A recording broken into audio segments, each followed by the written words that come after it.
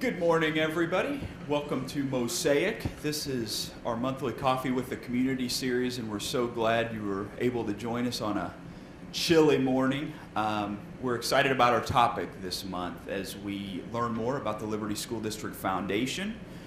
We're not only joined by the chairman of the foundation, Mr. Kent Peterson, we are also glad to have with us the new executive director of the foundation. I will let Mr. Peterson introduce her in just a moment. My name is Dallas Ackerman, Director of Communications and Marketing, and we are so glad that you guys again can join us. And we want to thank Mosaic for having us. If you have an opportunity when we wrap up this morning, Pam is just outside with their events staff, and she is happy to give you tours around this facility.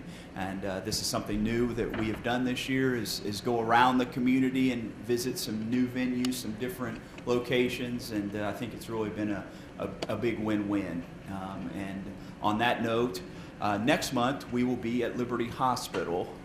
We will focus on the Northland CAPS program, be joined by Colleen Jones and some members of that group. Hopefully even have some students join us for that. That will be December 11th at Liberty Hospital. We'll be pushing out some more information on that. So with that, I'm going to introduce you to Mr. Kent Peterson, and he will take us into the program.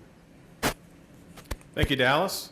On behalf of the Liberty School District Foundation, we are excited to be here today and talk to you about what I consider to be one of the hidden gems of the Liberty community.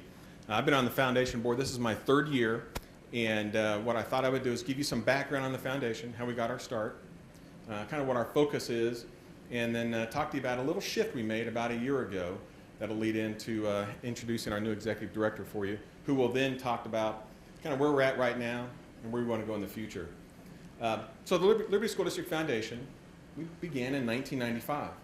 It may come to a surprise to some people, but we are not a part of the school district.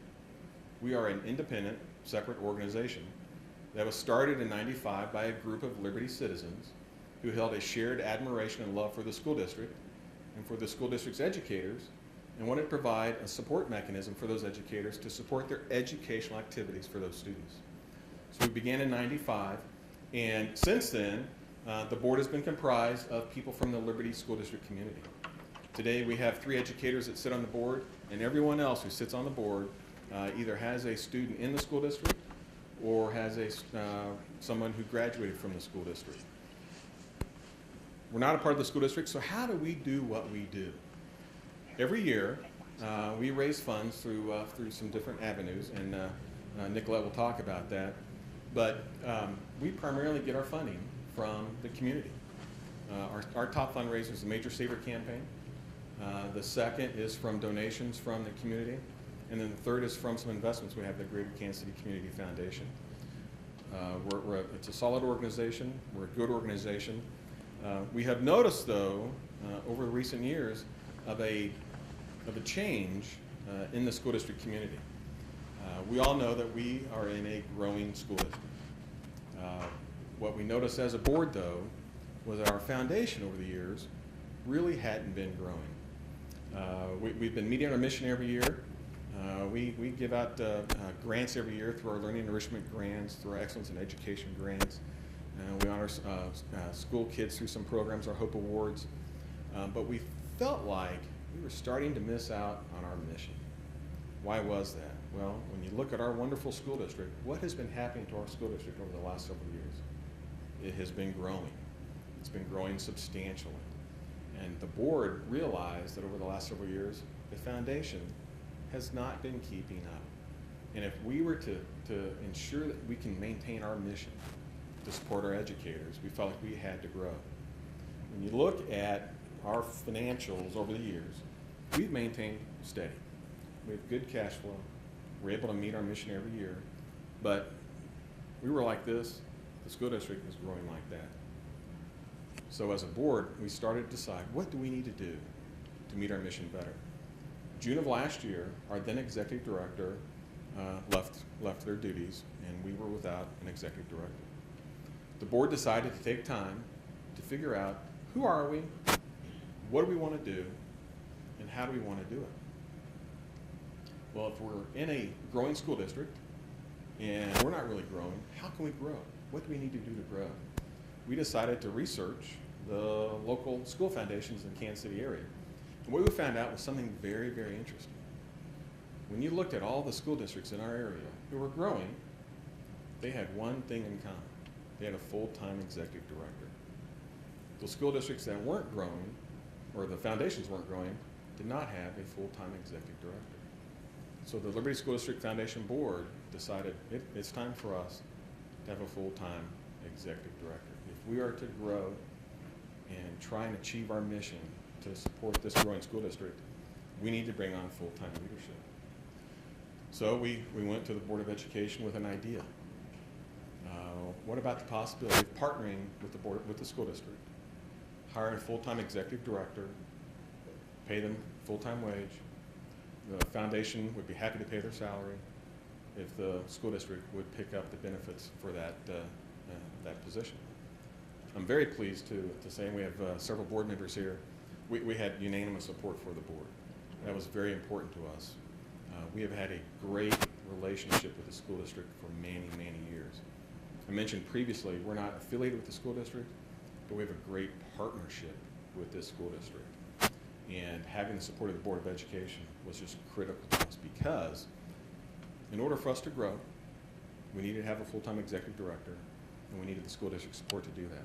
So we were able to hire a full-time executive director, and in October we hired Nicolette Luch as our new executive director. And Nicolette is our new leader.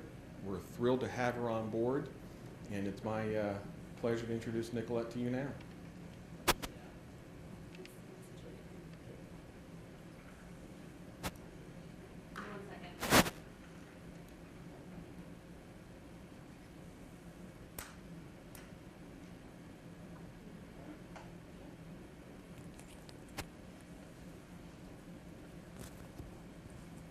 Does that work? You good? All right. Okay. So good morning. As Kent said, my name is Nicolette Luch, and I am the Executive Director of the Liberty School District Foundation. Can everybody hear me? We're good? Okay. The other thing I'll warn you is I talk fast. If I talk too fast for you, just kind of slow me down, and I'm happy to do that.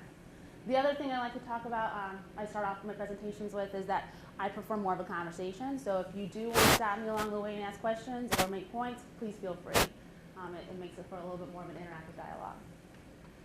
So as Ken said, I'm the Executive Director of the Liberty School District Foundation, and he gave you an idea, a pathway of how we got to where we are with a full-time ED, but I'd like to backfill and talk to you about what it is that we do.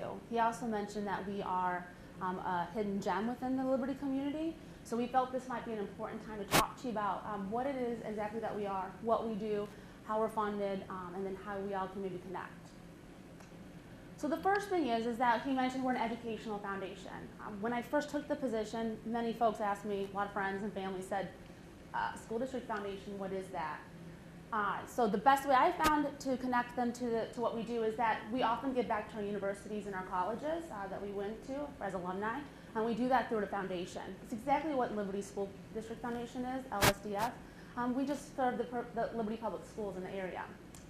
So as Ken said, we're an independent public nonprofit. We are an incorporated 501c3. So what that means is that we're completely separate from the school district, and that we also have a set of bylaws and a mission statement that we must adhere to.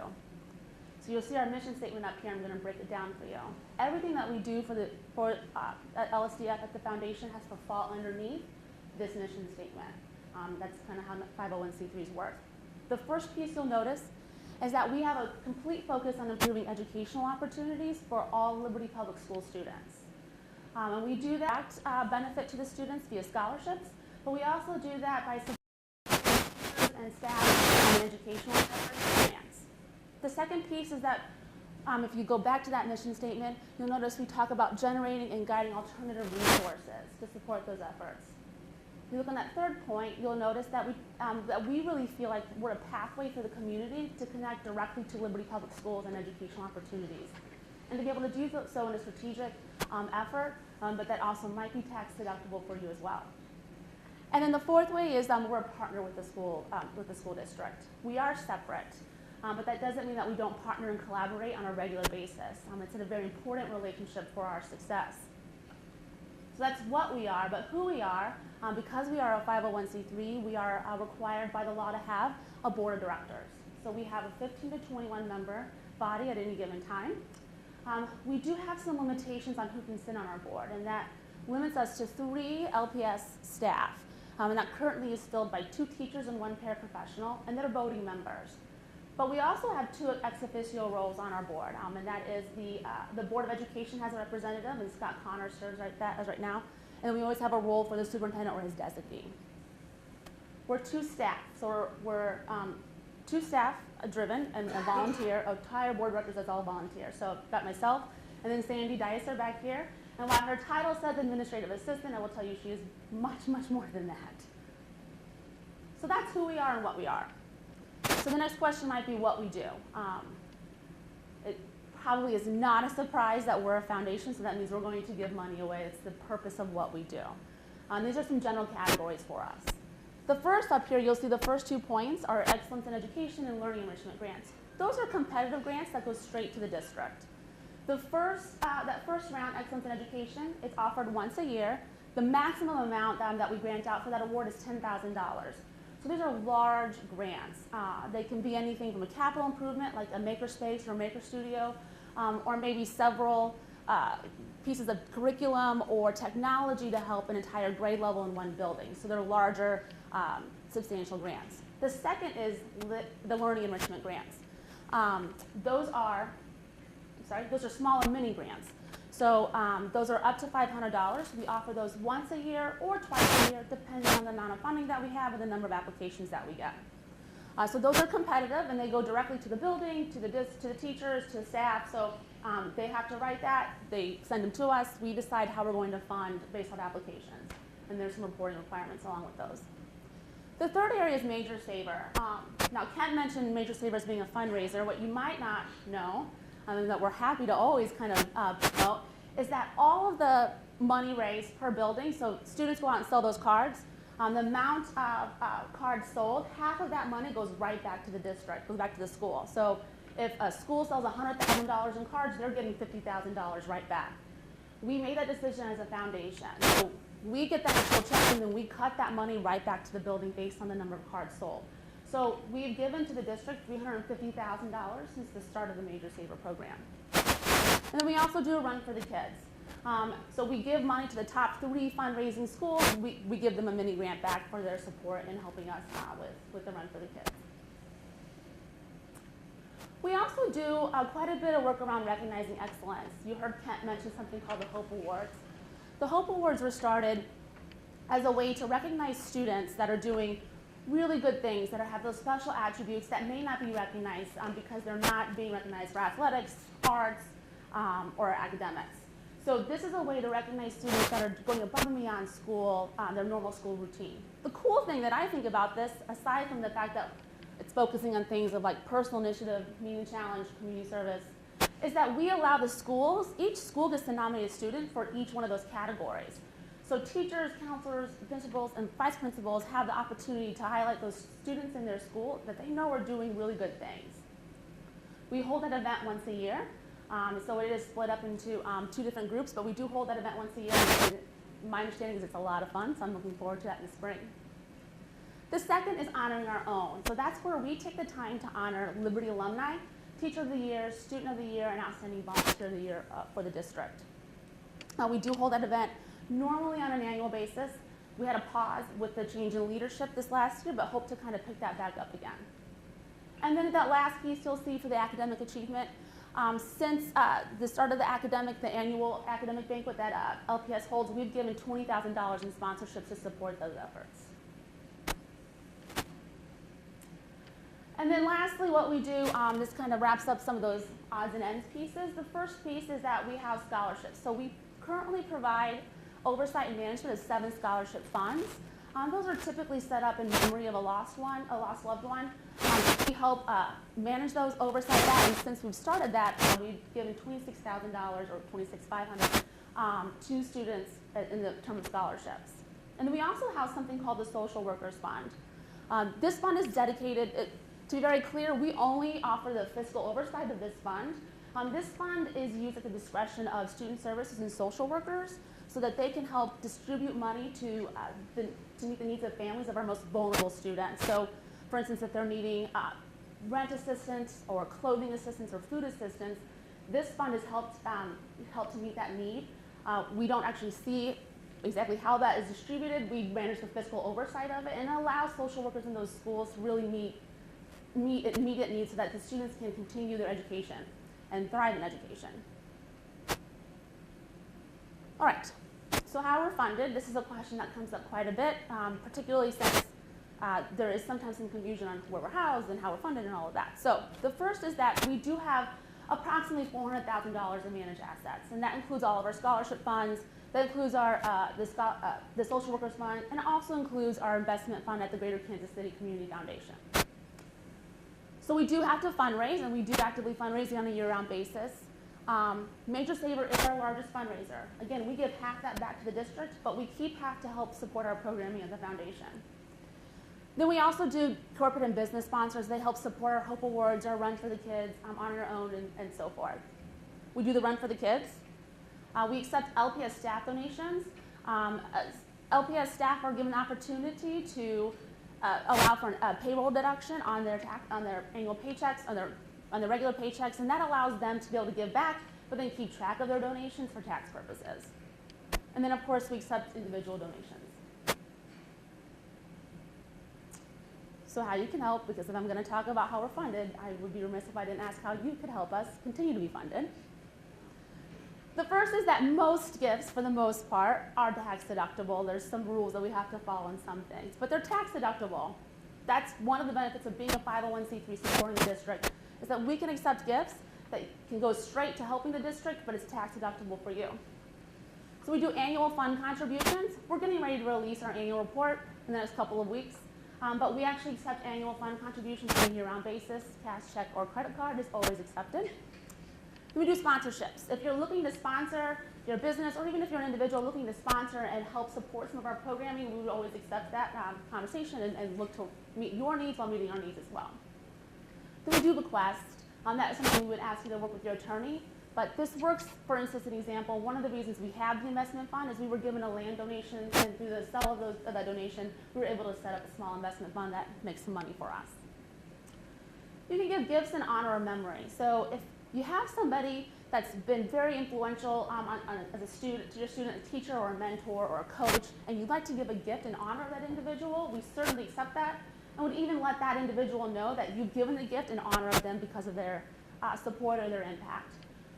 We also do gifts in memory, so for those lost loved ones, we'd be happy to accept a gift in memory of and make sure that it's noted in our annual report and via website and things of that nature. And then, like I said, the staff campaigns. We can do an automatic payroll deduction, so it happens on a regular basis, or we can do a one-time donation. We know that there's about 1,700, we know that there's about 1,700 staff at, oh, did I lose it? It's okay. So we know there's about 1,700 staff at LPS.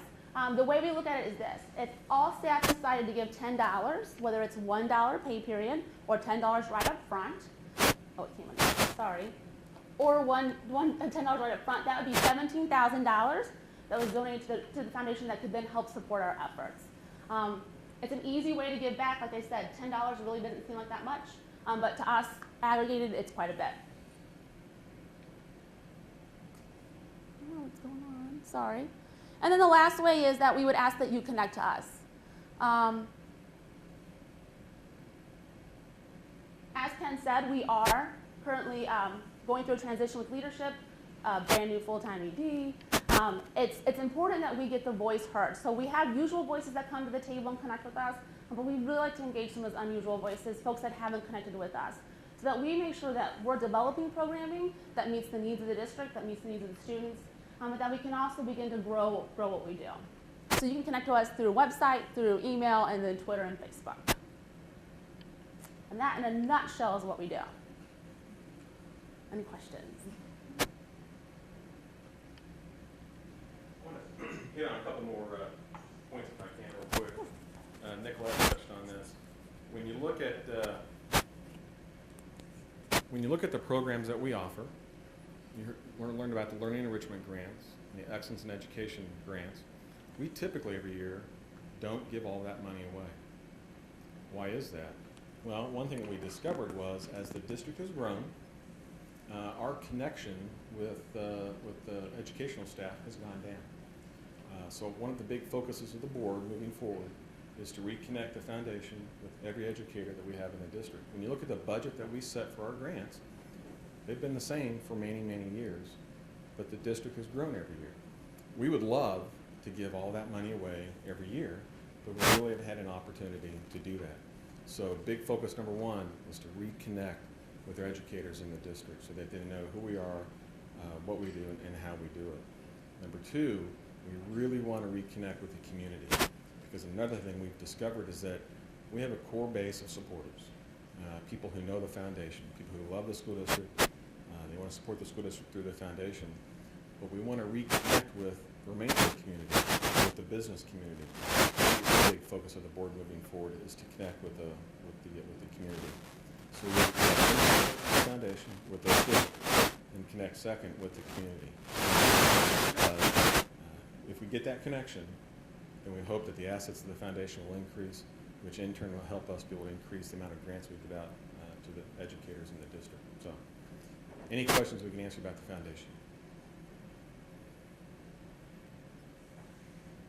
JD. Is there a particular grant you've given to an educator that you can give an example that's made a great difference in the district?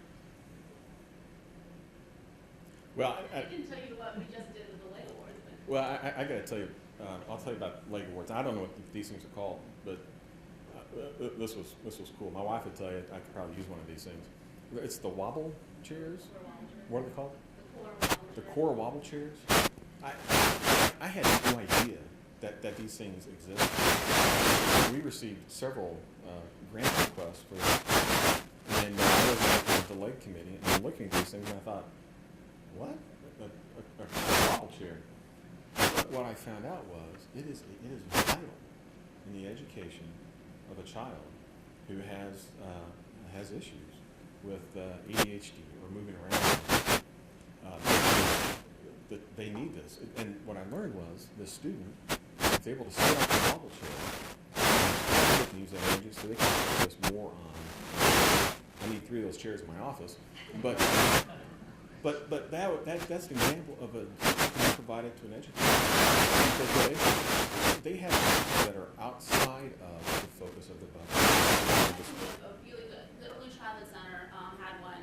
We went in to visit with Carrie there, and we had given a grant to build a sensory room for students. So it's got a lighted area, an area that makes sound when they're stepping on something, and it's got textile things. This is not my expertise, but we gave them the money so that they could create this sensory room, so that when students that are that need to be able to kind of calm down or need something to be able to focus, they can go in this room and it provides them that area. So one of our grants did support the building of that, and otherwise the building and the district just didn't have the money to do that at that time. Yeah. I think Dallas can attest to Channel 18 and the foundation's background, because I believe the foundation was very instrumental in the starting of Channel 18. So, yeah. It's a good question.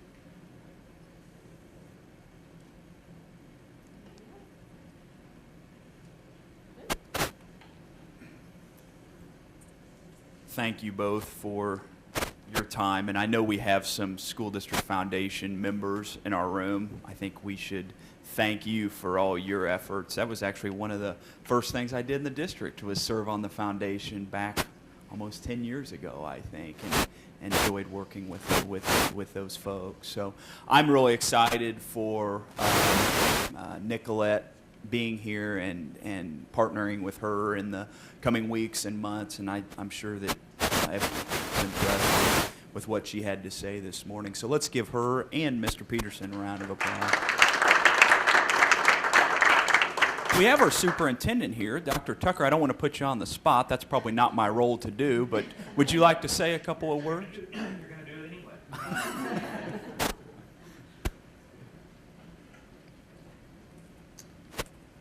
Just a couple thoughts. Thank you for being here this morning, but we do appreciate the partnership with the foundation.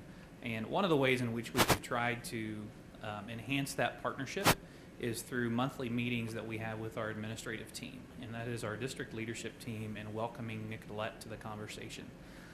So that if anything, she can get a feel for the work that we do as it relates to communicating about sensory rooms or some of the methodology that we utilize in our classrooms. So I think that's invaluable for her, but certainly for us as well. As teachers submit grants and requests and so forth for various things, just expanding that communication, that knowledge base as well, I think will benefit students in the end. Just a couple things from the district. As you've noticed, it is getting a little cooler, and with that, as Dallas communicated earlier this week, comes inclement weather. And so as I was walking around classrooms and visiting, oftentimes principals would introduce me as the guy that calls off school because of snow. That's my sole responsibility, not really. But we are kind of getting into that season. We have a lot of great things going on in our district and in our schools, and it is a representation of our students, our families, our schools, the staff, the administration, Board of Education, you name it. And every time we enter into a school for visits, it's just amazing to see the work that's going on in our schools. Students are amazing as to what they can do and what can they accomplish, and we appreciate the support of groups like the foundation, our booster clubs, our overall community. And something that I communicate quite often is that we are truly a work in progress. I say that for myself personally, so you'll probably hear me say that, but I would also hope that our kids and our students, our families, teachers, the like, would have that same mindset, and that we never get to a point in which we're satisfied in where we're at in life. And that is solely related to our learning and our growth. So thank you for being part of the conversation. We look forward to future coffees with the community. Appreciate Dallas and Lynn for orchestrating this and really making an attempt to get out into the community. And again, we thank Mosaic for hosting us this morning. So, Dallas? I don't have a whole lot to add other than I know that Nicolette had mentioned the Hope Awards, and if anyone in here hasn't seen that event in the spring, I to this day say it's one of the most powerful events that you will ever attend. So if you cannot attend that, I guess that's probably March or April coming up, I would encourage you to get out and attend that, or I know Channel 18 records that, and you can catch that on our YouTube channel and on our district channel. So again, thank you so much for presenting this morning, and thank everyone for either attending live or watching at home on our web stream or on Channel 18. Have a great rest of the day.